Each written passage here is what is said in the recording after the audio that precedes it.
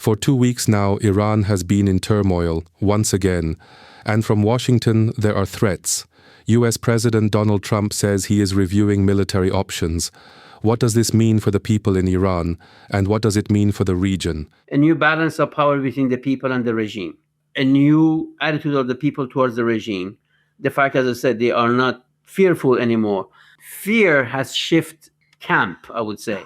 It's now the regime, which is, some people call it a zombie, basically living on his last straws. So in that sense, yes, we are seeing the last phase of the regime, definitely. Is this the tipping point? Or will the regime once again push back, as it did in 2019, in 2022, in 2023? And would an intervention by the United States help? Or would it risk escalating the situation, possibly all the way to civil war? That's what this episode is about.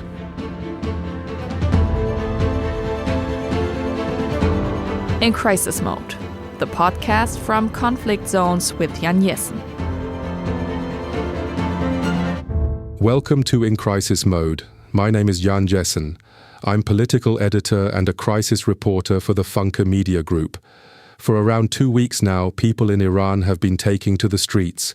What began as protests by bazaar merchants against rising prices and taxes, and above all against the collapse of the national currency, the rial, has turned into a nationwide uprising. In some places it has become militant. The internet has been throttled and in many areas completely shut down. That makes it extremely difficult for outside observers to verify what is happening. All indications suggest the regime is responding with force. Videos showing burning mosques play into the hands of those in power. They speak of terrorism and foreign interference. Donald Trump, meanwhile, has hinted that the United States could intervene if violence continues. We'll start by hearing from the opposition and then turn to an expert assessment. Our first guest is Shahin Gobadi. He is a spokesperson for the National Council of Resistance of Iran, an opposition alliance with a large network inside the country. The council is controversial, but its insights are still important. In a nutshell, I can tell you a revolution has begun in Iran. That's how I would describe what's going on in Iran. Monday night was the 16th day, and despite a very, very ruthless, vicious crackdown, the protests and uprising continue. On Monday night, there were clashes between the people and the regime in several cities, like in Isfahan, in central Iran, in other parts of the country, in Kermanshah, west of Iran. In Tehran, there were clashes that we got reports of on Sunday evening in many, many neighborhoods. So despite the massive crackdown, the protests continue nationwide. Revolution is, of course, a big word, and it is also the word people like Gobadi have been using and hoping for many, many years. The mullah-regime has been in power since 1979, when the Shah was overthrown. Ever since, the opposition has dreamed of its collapse, so it is understandable that someone like Gobadi uses this term. But we want to place that view next to a more sober analysis. That assessment comes from Walter Posch of Austria. He works at the Austrian Armed Forces National Defense Academy and is an expert on Iran's security apparatus. Ja, ich glaube nicht, dass diese Proteste jetzt schlimmer oder härter oder umfangreicher sind als 2022. I don't think these protests are any worse or harsher or bigger than in 2022. Back then, they were already huge, really widespread. And of course, the biggest crisis was in 2009, and the regime survived that too. You mentioned the numbers, and as in all these conflicts, numbers get twisted all the time. Everyone counts differently, some out of desperation and anger, others out of political calculation, both on the government side and on the opposition side. And the dependence on the internet for images, that's also meant that we're basically blind now. Unlike before, when war correspondents could actually talk to people on the ground, take real personal risks, that's not really possible anymore. From what it looks like, or maybe it's already happening, the tide is turning. and the regime is acting very confidently, with a lot of self-assurance. There's nothing to suggest that these protests won't just fizzle out like all the others. But that doesn't mean it's a single victory or a clear, clean win for the regime. Aber nicht heißt, dass es ein einziger Sieg oder glorreicher Tag für das Regime wäre. That assessment sounds cautious, and deliberately so. It also sounds very different from what we've heard recently from Germany's Chancellor, Friedrich Merz. Merz was on a state visit to India, his first official trip to Asia, when he was asked about the protests in Iran. He said the brutal crackdown, with several hundred deaths and likely far more than 2,000 fatalities, some estimates even speak of 3,000, was an indication that the mullah-regime was close to collapse. Merz suggested the regime might have only days, perhaps weeks left. Walter Posch, the Iran expert from Austria, is clearly far more reserved. He assumes the regime remains relatively stable. To underline that contrast, let's turn back to the opposition, particularly on the scale and brutality of the crackdown. Let's talk about the numbers. As I mentioned, everything inside Iran is extremely blurry, especially since the internet was shut down last Thursday. Since then, very little has reached the outside world. There are a handful of videos circulating, apparently transmitted via Starlink connections, but verifying all of this is difficult, so the figures being cited must be treated with caution. According to the information provided by the Network of the People's Mujahideen Organization of Iran, which is the biggest member of our coalition on the ground, until the January 11, at least 3,000 protesters have been killed by the regime. 3,000 protesters. This information comes from 195 cities throughout the country that have been involved in the protests. It comes from the hospitals. It comes from the local coroner's office. It comes from the relatives of the victims. So after an extensive research through the network of the People's Mujahideen, they announced that more than 3,000 protesters have been, as of now, definitely been killed. But despite this heavy crackdown, which to some extent is even difficult to imagine, the protests have been continuing. And we are still getting reports from Iran throughout the day. All of this is understandable. I've said it before. The opposition, people like Shahin Gobadi, want the regime to fall. They believe the moment has come. But in fairness, we've heard this before. We heard it in 2022 and 2023 during the protests following the death of Gina Mahsa Amini. You'll remember, a young Kurdish woman died after being arrested for allegedly wearing her headscarf incorrectly. That sparked nationwide protests that lasted for weeks and months. And back then, many observers also said, this is it. The mullah regime is finished. But as we know today, that didn't happen. The regime survived. The same caution applies to claims of escalation. In recent days, only limited information has come out of the country.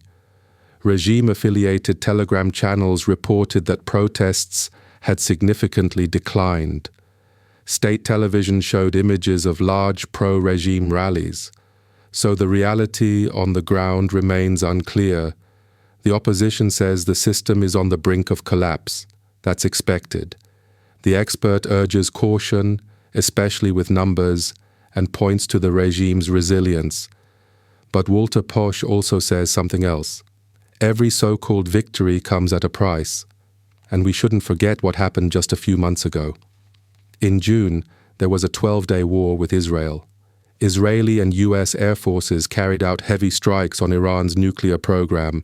At the same time, Iran's so-called axis of resistance, Hezbollah in Lebanon, Hamas in Gaza, suffered major blows. All of these groups had been armed and supported by Tehran. That weakened the regime. And as Posch puts it, every victory further erodes its foundations. Vielmehr ist davon auszugehen, dass bei jedem dieser Proteste, der niedergeschlagen wurde, das zwar ein Sieg, Actually, what we have to assume is that every one of these protests that gets crushed Sure, it's a victory, but it's a Pyrrhic victory. And at some point, you just can't afford Pyrrhic victories anymore. Not only has the regime's legitimacy already taken serious damage, starting really with 2009, the manipulated election that was all about getting Ahmadinejad into power, or their ideological defeat in 2022 during the Women Life Freedom protests. You can see it everywhere. The questions of legitimacy, they're already gone. Aufgeben musste. Man sieht es überall, das sind sind Legitimitätssachen schon dahin. Die Leute wollen auch nicht mehr, agieren auch so, dass sie sagen, wir glauben nicht mehr an die Reformkräfte, wir glauben nicht mehr an die Reformierbarkeit des Regimes. People no longer believe in reform. They no longer believe the system can be changed from within.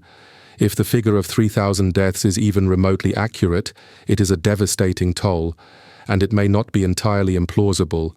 On the day of this recording, Tuesday, the regime itself acknowledged more than 2,000 deaths. Verified footage from a forensic institute shows rows of body bags, with desperate relatives trying to identify their loved ones. There are also reports of mass arrests and fast-track trials, followed by executions. Officially, the authorities speak of rioters and terrorists.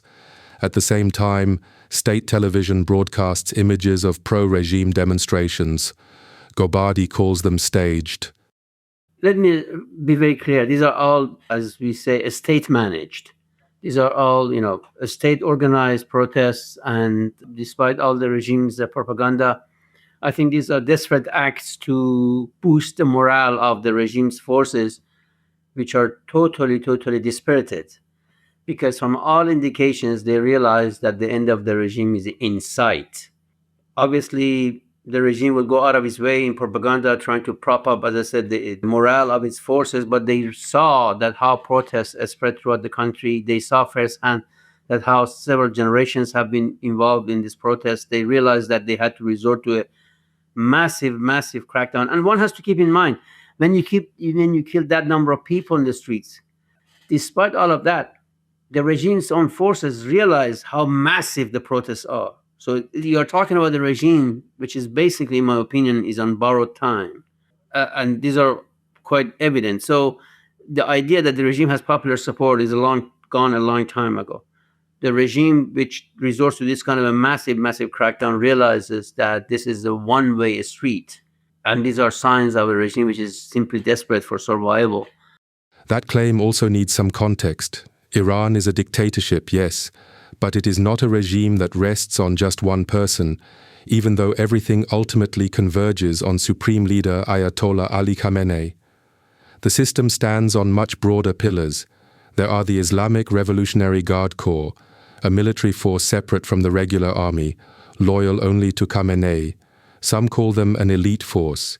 In reality, they have become a state within the state. Then there are the Basij militias, closely aligned with the regime. There are several intelligence services, and there is a security apparatus that has hardened over decades. This is important to understand. It's similar to what we've seen elsewhere, for example in Venezuela. I recommend listening to our recent episode on that country, where US forces recently carried out airstrikes and removed longtime ruler Nicolas Maduro. Back then, we also spoke to an expert about the resilience of the Venezuelan regime. The pattern is familiar. There are many people with a vested interest in the system's survival. In Iran, hundreds of thousands, if not millions, work in the public sector. Others are afraid, many are angry, but large parts of society still depend on the regime. That means removing one or two figures, whether Maduro in Venezuela or Khamenei in Iran, changes very little on its own. What is new, or at least particularly striking this time, is how these protests began. They started with the economy. At the end of December, the Iranian rial collapsed. It is now almost worthless. 10 million rials are worth roughly €8.60. That's practically nothing. And this is where it gets interesting. The first people to take to the streets were bazaar merchants in Tehran. Traditionally, they are seen as conservative. They are often considered pillars of the system. That they were the first to protest is highly unusual. At first, it was about prices and economic hardship. But very quickly, the protests turned political. Chants like "Death to the dictator" echoed through the streets. And that marks a rapid shift, faster than in 2022 or 2023. Gobadi also draws a clear distinction between what we are seeing now and the protests of recent years. In terms of how quickly it spread throughout the country, it spread to matter of a few days to 195 cities and towns throughout the country. It began by a strike of the Bazaris, which are the backbone of the Iranian economy. But in a matter of few hours, it spread throughout the whole, first throughout Tehran, then other cities, and then it became nationwide in all 31 provinces. So that was one very clear, distinctive criteria for this uprising. The second one is the slogans of the people.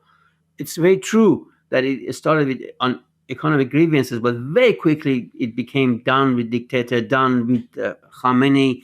This year is the year of the blood, and Khamenei will be overthrown, and down with oppressor being the Shah or the supreme leader. So it clearly shows that people have a very clear vision about rejecting the regime in reality and rejecting any form of dictatorship in any shape or form, either previous one or the current one. Also, this time you had the composition of the protesters. You had merchants who are traditionally, as I said, middle class in Iran, who are becoming destituted because of this regime's policies. You had urban poor. You had intelligentsia in terms of academics and university people.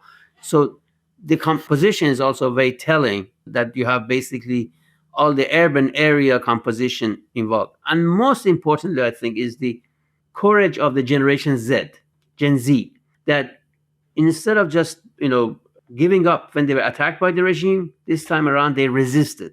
They fought back. I saw billboards in Tehran that were written in big letters that said, "We are not going to cave in, we will fight back." That is the opposition's perspective. It matters. But it is only one side. The question now is, what happens from the outside? Inside Iran, events are unfolding rapidly. From the outside, the rhetoric is heating up as well. Donald Trump has announced that he will take action, though with him, it is always unclear what that means. There is no doubt that the regime is shooting at protesters. The authorities openly admit to cracking down on what they call rioters and terrorists. Trump has repeatedly suggested that the United States might use military force. I do not believe that a large-scale U.S. attack on Iranian military or administrative targets is imminent. Not tomorrow, not right now. There simply aren't enough resources in the region for a full-scale operation. What is always possible, however, are symbolic strikes or targeted killings of regime figures. The U.S. has sufficient air power in the region for that, but both options would be extremely risky. Inside Iran, repression would likely intensify. Outside, retaliation would be almost certain. Iran has made it clear that if it is attacked, it will strike back, possibly against Israel, possibly against U.S. bases in the region. That could trigger a dangerous chain reaction. And there is another crucial question: what comes after? If the regime were to collapse, whether from internal pressure or external strikes, is there a plan for what follows? History in the region gives us plenty of warnings. Iraq, Libya, Syria, Afghanistan, Iran's neighbor. In all of these cases, regime change, driven or accelerated from the outside, plunged countries into chaos. In Afghanistan, 20 years after the Taliban were overthrown, they are back in power. That is why the question of U.S. involvement is so sensitive. Iran expert Walter Posch put it this way when asked about Donald Trump. Trump ist ein eigener Fall. Das ist hochinteressant, weil was bis jetzt aufgeführt Trump is a whole different case. oder, gemacht It's hat, really interesting because what he's done so far, well, back in June, with that bombing and the Iranian counterattack, there were zero casualties. He makes threats, sure, but he also emphasizes, you can talk to us, you can talk to me. I don't see any troop buildup, nothing strategic on the ground. And, of course, the Americans can bomb any point in the world at any time. But that doesn't really achieve anything if the next day Mr. Khamenei appears on TV and gives a stirring speech after the bombing. And those are the things Trump is thinking about. Fernsehen auftritt und eine schöne Rede hält nach der Bombardierung. Und das sind die Sachen, an die Trump denkt. Another important question is how Iran's neighbors are reacting, especially the Arab states. Saudi Arabia, for example, is often described as Iran's arch-rival. The rivalry between Sunni-majority Saudi Arabia and Shiite Iran has shaped the region for decades. Yet according to Posh, even the Saudis are not interested in a collapse of the Iranian state. Im Allgemeinen gilt, die Staaten, die dem Iran am meisten wehtun könnten, wären ja die Araber. Warum? The states that could really hurt Iran the most would be the Arab countries, Saudi Arabia, for example. Saudi Arabia has indicated that they're not interested in destabilizing Iran. They'd rather have a self-focused but stable Iran, one whose influence in the region has been curbed, than see a regime collapse. The key thing is stability and reliable points of contact, and that when you call from Riyadh, someone actually picks up the phone. Und mit dem man sich einigen kann, ist ihnen lieber als ein Regimesturz. Es ist ihnen sogar egal, ob da der Schah kommt, ob da eine Demokratie kommt oder wieder ein Mullah. Wichtig ist für diese Staaten Stabilität und dass man weiß, wenn man anruft, wenn man Probleme hat. Man will wissen, wer ist der Geheimdienstchef, man will wissen, wer ist der Generalstabschef und dass die das Telefon abheben, wenn man von Riyadh aus anruft. And ultimately this is about people, about the people of Iran. They do not want their country to become another Syria. They do not want state collapse. They do not want 14 years of war. Iran is a highly diverse country, ethnically and religiously. There are Kurds in the west, Baluch communities in the east, supporters of the National Council of Resistance, and others who still march with the flag of the former Shah. Some hope that Reza Pahlavi, the son of the Shah overthrown in 1979, might play a role in the future. There is no unified vision for what Iran should become. Kurds often advocate for a federal system. Among the Baluch, there are separatist tendencies. These competing ideas carry the risk of internal conflict, even civil war, and Walter Posh does not rule that out. Still, at the center of all this are people. That is why I wanted to hear something more personal from Shahin Gobadi. I asked him where he would go first if the regime were to fall. Gobadi has lived in exile in London for many years. I will go to the place that the victims of this uprising and victims of the 1988 massacre are buried, because this is their revolution. This is what they fought for. When people talking about this guy coming to power, that guy coming to power, it's saddening for me because this whole thing belongs to the people who lost their lives for it. It's the story of a nation so heroically standing up for its dignity, for things that this is their right, a good life, a good future, equality, freedom. So I think the very first place I will go is to, if I be alive by that day, who knows, to go and tell them and make a commitment that I will do anything possible to make sure that their aspirations and their goals are safeguarded. They wanted freedom, they wanted democracy, they wanted an egalitarian society, they wanted a good future for every Iranian, and this is a commitment that we as a movement have made to them and me as a person. So that's my intention. That explains why many people continue to demonstrate despite the danger. Many people are just fed up, really, with the regime. The regime is rigid, it's incapable of reform, it's obvious. The economic situation is terrible, and of course that leads to even more discontent. And the question is, what can these people actually achieve now?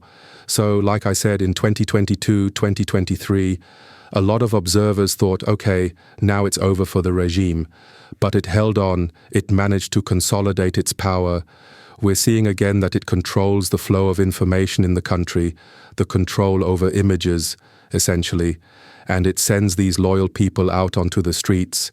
It complains about foreign interference, about the foreign orchestration of those protesting against the regime, and we've seen how harshly the protests are being crushed this time. The big question is, what happens next? In the short term, the system obviously holds. Security forces and networks of dependency work. Every protest that is crushed, though, as the Iran expert Posh told us, is a leader's victory, but a victory on an ever thinner foundation. The regime's legitimacy is definitely eroding. The problem now is that with threats from the outside, for example, Americans saying they might intervene militarily, maybe with Israeli support, that actually reinforces the regime's narrative that the protests are foreign-directed. So I think that's a very, very dangerous game the Americans are playing once again.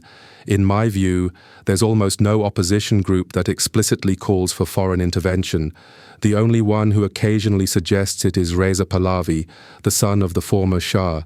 But otherwise, everyone we talk to, whether Kurds, Baluchis, or Shia Persians, basically says, if there's going to be a revolution, it should come from the people themselves. That's how you avoid total collapse and try to guide Iran toward a democratic future. Now, as I said, the big question is, who would actually do that? What vision is there for the future? I don't see one, and neither do other observers. That's, of course, a huge problem. I hope, however, that somehow it will be possible to replace the mullah-regime, ideally through a smooth, mostly peaceful transition to democracy. For now, what really matters is getting reliable information about what's happening in the country, despite the internet shutdowns, protecting those at risk, and strengthening civil society, both inside Iran and in exile.